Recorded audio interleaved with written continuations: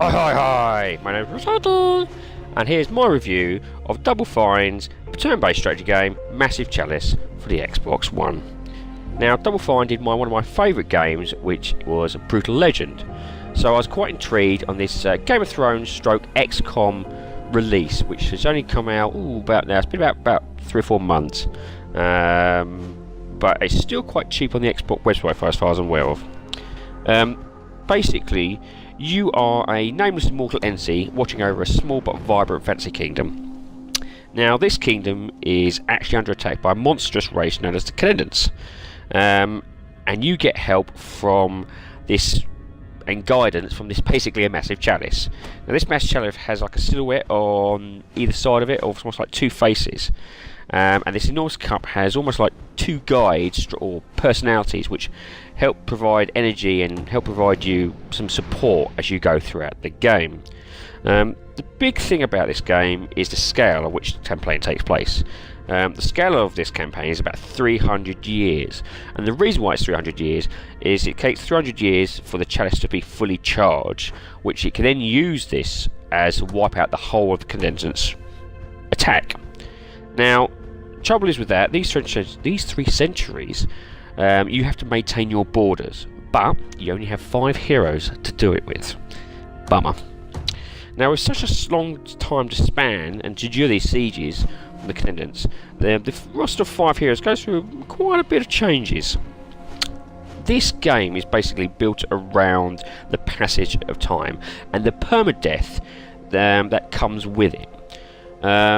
Basically, you press the right trigger and the timeline will automatically move forward or stop whenever there's something important happens. Like just right now, research complete, so it stops and it tells you what's going on.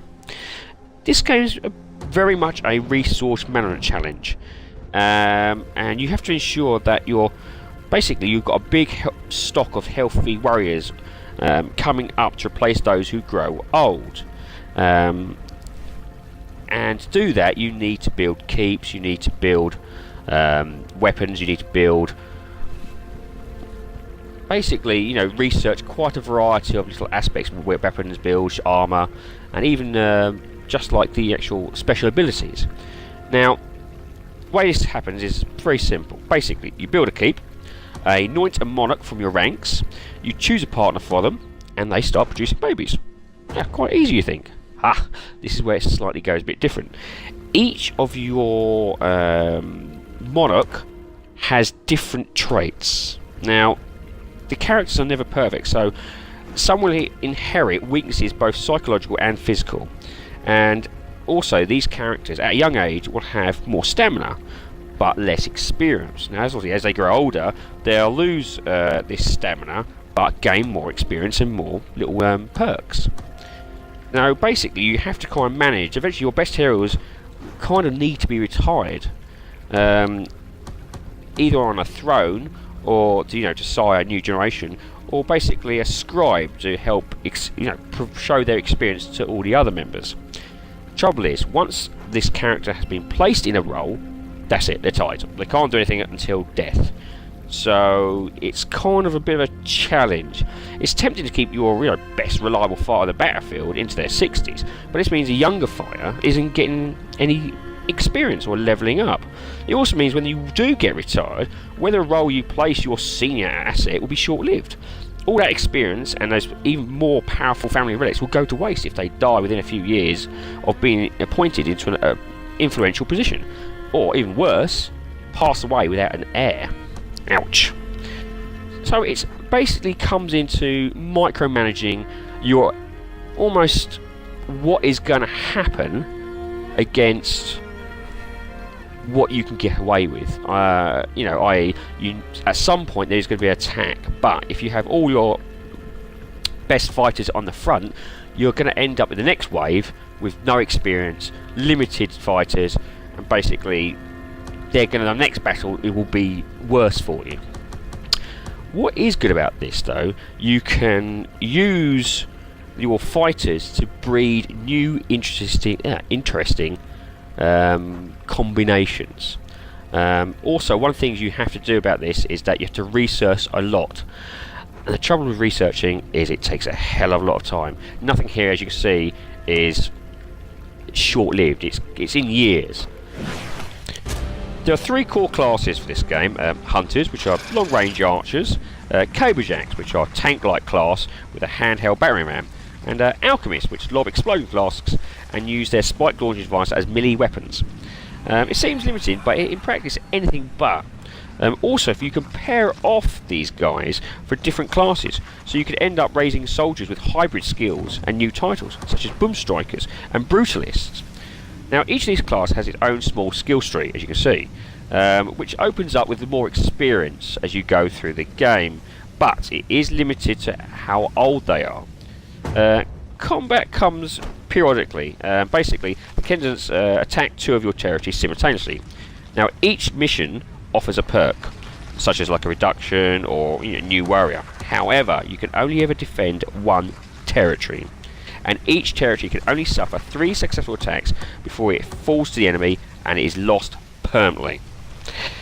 It really starts becoming about deciding which territory you can afford to lose, or deciding which perk to fight for, or in some cases which is winnable just based on your current roster of champions. Once on the battlefield, control is a bit simple. Each character has 2 phases. A golden outline shows how far they can move, yet have still enough energy to form another action, such as an attack. The white one, that's it, that's the best you can go. They move and that's it, it's done.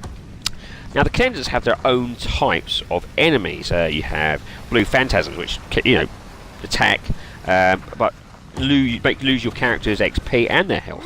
Wrinklers, for instance, will aid your characters prematurely. So one minute you could have a guy that's 16 in a battle, and by the end of it, he could be 60. Ruptures, for example, they are like suicide bombers. Once they explode, they leave a toxic pool behind, which dissolves your armour. Bollocks, on the other hand, they're a huge hulking brute, which have armoured skin that comes into effect as soon as they take damage and lasts for the rest of the turn. So with them, you have to work out who's going to hit hardest on their first blow. There is a basic fog of war system in place here. If you're behind an object, you can't be seen or hit. Some scenery can be destroyed. There's nothing like partial cover seen in XCOM, for example. Now the AI here is robust but rudimentary, with creatures behaving according to type but easily bamboozled by barriers and chasms. The battles are mostly short, punchy affairs, played out on small or medium-sized maps. The only annoyance is a twitchy camera that rotates in awkward hops, and the fact that you sometimes find yourself labouring, wandering around an entire empty map looking for that last blooming guy who's hidden in a little tiny fogged area you need to defeat before you can actually finish the mission. As with any game that monkeys around with the familiar rhythms of a beloved genre, your enjoyment of Massive Chalice would largely depend on your willingness to meet its bigger ideas halfway. Most notably, you need to accept that it's more about making the best of a flawed hand than building a perfect system. It's frustrating when 2 of your most powerful warriors spawn a dim-witted weakling and you have to make do. Yep. So much that you're given to work with a random, and every pro has a significant con attached. And it's always your decision making that decides at large long-term outcomes. It's certainly a much tougher game than it appears, and in your first few games you can expect to get tripped up by multiple aspects you need to keep in balance, leaving you with a shallow gene pool of new recruits, or worse, no recruits. I've had this a few times. Basically, the game asks a lot of you, but demands that you pay close attention to every decision you make. While that makes for a steep learning curve and requires deep thought, it's hardly the worst sin a strategy game can commit. Sly, funny, satisfying, and yet slick and simple, Massive Challenge is a huge return to form from a studio that is overall overdue a really good combat since Brutal Legend. So my view on this, 7.5. Fun, but not perfect.